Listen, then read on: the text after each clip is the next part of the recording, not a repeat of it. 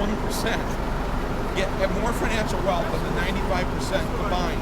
1%. You know, I don't know any system that's called a democracy where the 1% get to essentially call all the shots. It got broke a long time ago. And like a lot of things, if you don't fix it right away, then it gets to a point where you can't repair it. No, capitalism did not create the middle class. Unions created the middle class.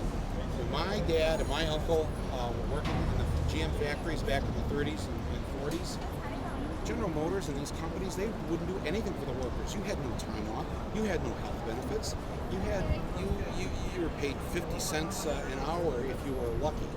And it was only because the unions fought these companies, went on strike, big bitter battles, that the working class got any of these things and became middle class as a result of that struggle, not because of the generosity of the rich man.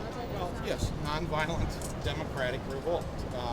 People have got to stand up and get this country back in their hands. It's not these people across the street here, Wall Street.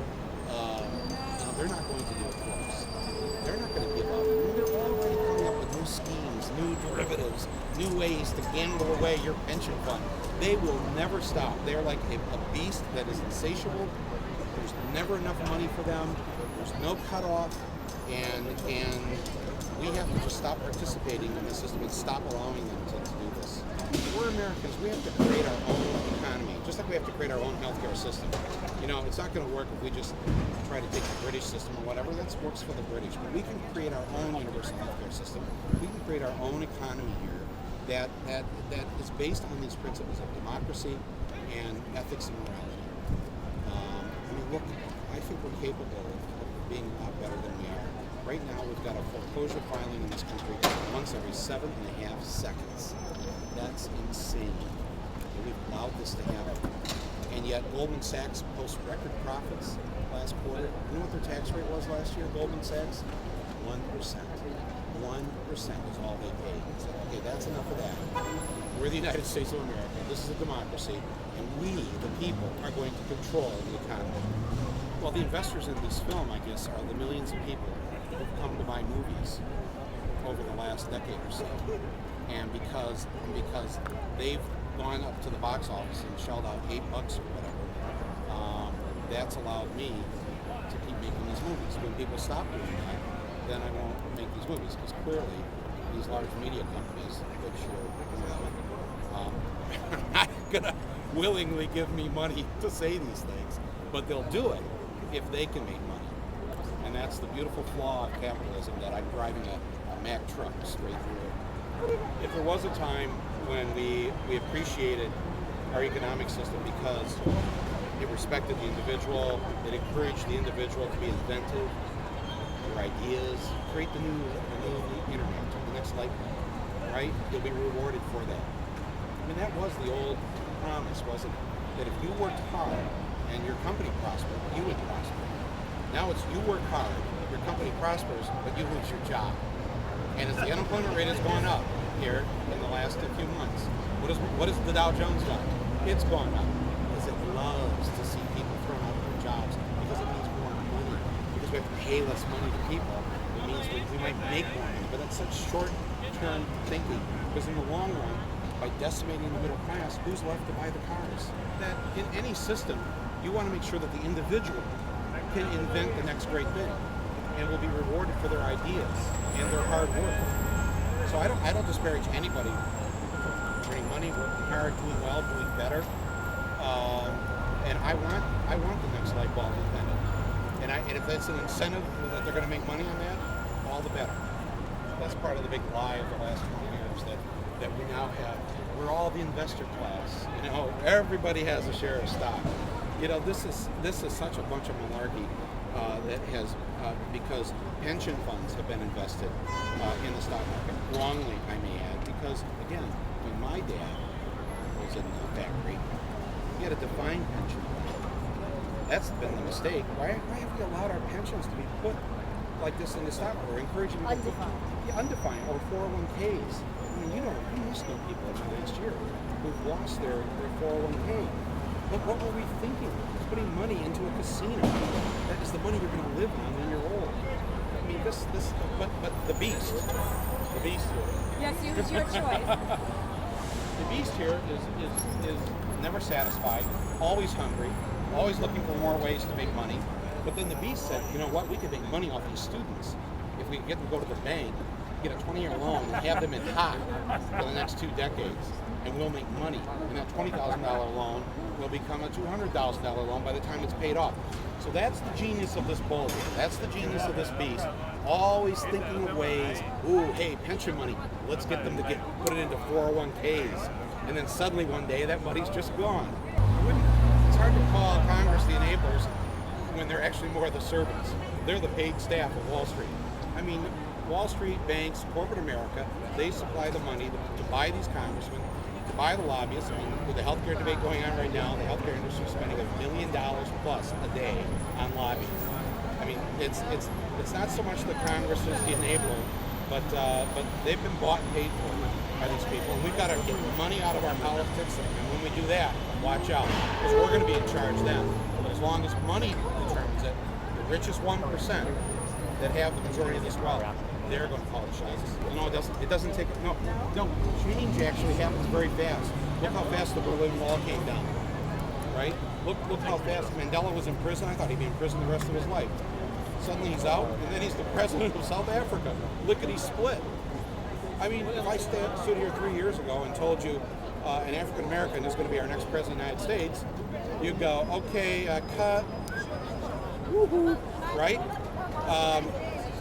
Crazy good things happen all the time. In order to reach everybody, have you thought about just putting I did with my last year. I made one called Slacker Uprising about the 2004 election, and I was the first feature film funded by a studio that was released for free on the internet, and I'm very proud of that, to have done that, to be the first one to do that. So, yes, I'm always open to new ideas and doing that. Fortunately, this is run by Paramount and Overture, so if I have my druthers, every screening will be free. Can I say that? Are they listening? They're smiling. I just go on Jay Leno and I announce free screenings in 10 cities. This poor guy, he's backstage going, oh, why did I draw the short straw with this guy? The industry decided to digitize everything, to turn everything into ones and zeros. It was the equivalent of you putting your sofa out on the curb one night, waking up the next morning and finding the sofa gone, and then going, our sofa's gone. Well, yeah, you put it out on the curb. I know, but it was on my property. Well, but you put it out on the curb. Once you digitize this, how can you complain about anything at that point? I mean, people can't make a 35 millimeter print in their bedroom. They can't publish a book in their kitchen. They can't press a vinyl record in their basement. So for the industry to complain about the thing that they created is a little disingenuous, maybe. I'm not a big believer in our copyright laws. I believe in sharing works of art with people. If I bought the new James Patterson novel today and I read it and I liked it and I said to you, hey, here, this is a great book, and I give it to you, I'm not breaking the law, am I? And yet I've just cost James Patterson $25 because I've handed you this book that now you're going to read. But you're sharing, Yeah, I'm sharing it. What people don't understand is, though, if you like that book, you may become a huge James Patterson fan, and you'll buy his next book, or you'll go to his author event. The same thing with musicians, you'll go to their concerts.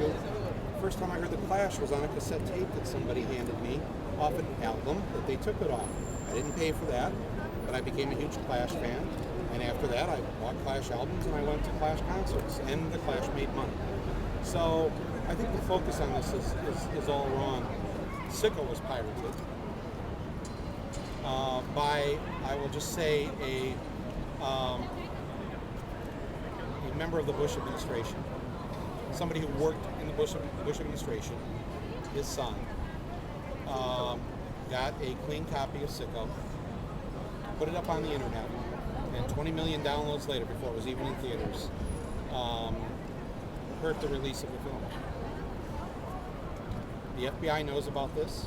They've never gone after these people, and every time I see that FBI logo at the beginning of any DVD that will come after you, trust me, it's just a big ruse. They don't do it. They haven't gone after this guy and his son who put my movie up on the internet. They haven't gone after the producer at Time Warner, your network, who made the illegal copy and gave it to this member of the Bush administration. Why not? That's my question. And I'll have more to say about this in future weeks. I think I can see you nodding your head. I know, I recognize that. Can I just get a shot? We have. I don't mean to stun you with we that. have it. No, we'll be following up on that. It's a hell of a story, and it speaks a lot about how much the Time Warner piracy, bad. Really? Well, one of your top producers made an illegal copy of my film, took it to Washington, D.C.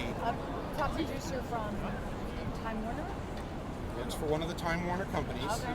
So I'm talking about a particular show or film, but whose paycheck is paid for by a Time Warner division. Made an illegal copy of my movie, took it across state lines to Washington, D.C., and handed it to someone who worked in the Bush administration. And 24 hours later, it was on the internet. Is that your next movie? I don't know what I'm going to do about it yet, but I find it fascinating every time I see the FBI logo at the beginning of a movie, like they're going to do something. Right. Don't talk to me about these teenagers, pirating stuff or sharing stuff. They're not the problem. It's the adults. Just like with the home mortgage situation, as the FBI said 5 years ago, there was an epidemic of mortgage fraud, and 80% of it was being committed by the banks and the lending institutions, not the people. But when this story first got reported, when the crash happened last September, all the stories were about people should have been taking out loans they were taking out, living beyond their means, right? That's what a lot of these stories were about. And then it turns out, no, actually, this was a fraud committed upon the people by these banks and these other institutions. That's where the real story was.